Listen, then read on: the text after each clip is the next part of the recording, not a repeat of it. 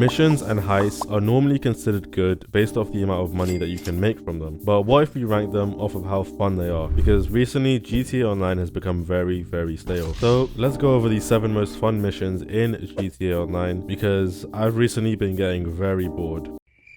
Okay, this is boring as well. Let's begin. The first mission that we have is the Leroy O'Neal bounty, and to understand why this one was so good for me, we need a little bit of a flashback.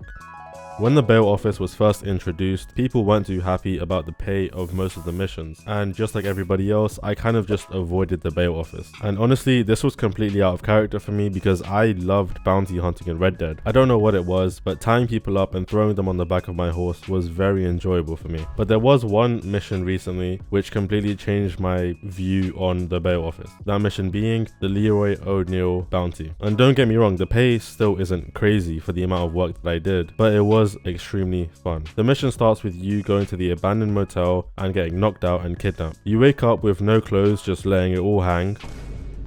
Oh, never mind. You have no phone and no weapons, so you have to scavenge loot and try to escape the O'Neal farmhouse. And then you collect your bounty and do the rest of the mission as normal. Ever since this mission, I've been doing bounties quite a lot, and I probably will keep doing them until I do all of them at least once, because the pay is pretty bad. The next mission we have is the server farm setup in the Doomsday heist. Now to me, this one is such a cool idea, because you have to land a stealth chopper on the roof of a government building, sneak your way into a server farm, and then fight your way out. If you haven't done this mission already, I highly recommend getting a friend and doing this, because you do need 2 people to play this mission. And honestly, that's the main reason I don't do the Doomsday heist more often, because it really is a cool idea for a heist. But of course, Rockstar decided to gatekeep it, with the only requirement being having friends. I mean, like, get a load of these guys, am I right? So I was editing the video and I just realized that you're not subscribed. So press that huge white button under the video, leave a like, leave a nice comment, and enjoy watching the rest of the video. Staying on the topic of the Doomsday heist, we have the Bogdan problem. This is the finale of Act 2 to the Doomsday heist, and the way this mission goes is very simple. All of the heist members get split up into 2 different teams. One breaks into the submarine using a Stromberg, and the other stays in the Avenger and fights off all the helicopters. When I did this mission, I was in the Avenger and had to shoot down all of the enemy helicopters, and honestly, even this was pretty fun. Obviously, being in the submarine is way better, but this was still pretty nice. Once the team in the submarine finds Bogdan, a cutscene plays out where Avon reveals himself as evil, which is a huge plot point in the Doomsday heist as a whole. So it's kind of a cherry on top for this mission being one of my personal favorites, even though I've only done it once. Next up, we have the auto shop contract. The main thing I like about these ones is the structure. You know, only having 2 setup and 1 finale makes it seem so much shorter and easier compared to normal heists, which is perfect for me because I'm completely lazy. And I honestly feel like there is a good balance to how much you get paid and how much work you have to do. But of course, we're not here to talk about the money. We're here to talk about how fun these missions are. So out of the 6 different contracts, there are 2 that really stand out to me as being really fun. The first is the bank contract, which pays 180k and has you robbing 6 banks in one go, which seems perfect for a game like GTA. And it's honestly kind of difficult because of the amount of police officers that are usually outside each of the banks after you rob them.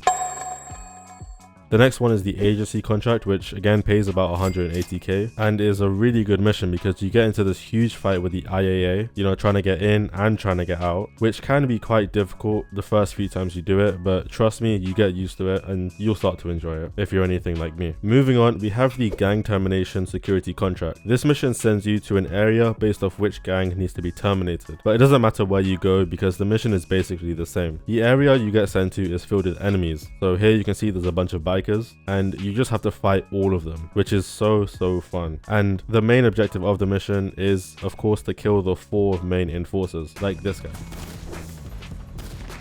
Number 6, we have the Clockenbell farm raid. When I saw that this was announced and I saw Vincent was the main character on the artwork, I knew this was going to be a good mission because I love Vincent as a character and I love how he's trying to hold on to the remaining bits of hair that he has.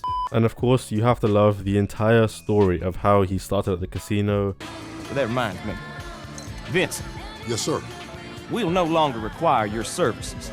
And ended up as a corrupt cop, in a good way, of course. Anyways, the Clock and Bell farm raid drops, and it wasn't a disappointment at all, because the missions were quick, simple, and paid really well. Two things to note here. The first is that in the mission Breaking and Entering, you get to drive the train, even if it's just for a minute. I did think this was really cool the first few times that I did the mission. The second thing is that these missions have no level requirements, so if you're a brand new player, you could hop into these missions straight away and just grind to your heart's content. Finally, we have all of the OG heists. I think I've mentioned this before, but GTA Online and its heist update is by far one of the best updates to come out, because robberies and heists are basically the essence of GTA, and the way these heists play out is honestly amazing, because each person has their own role, which makes the heist so much more like immersive. But then again, I've never played any of them besides the Fleischer job, so I've only seen like videos of them being played, and the Humane Lab raid looks so cool. Like, you have one team breaking into the lab and the other fighting off a bunch of helicopters, and of course you have the scene at the end where the helicopter blows up and you guys are walking away. And with that,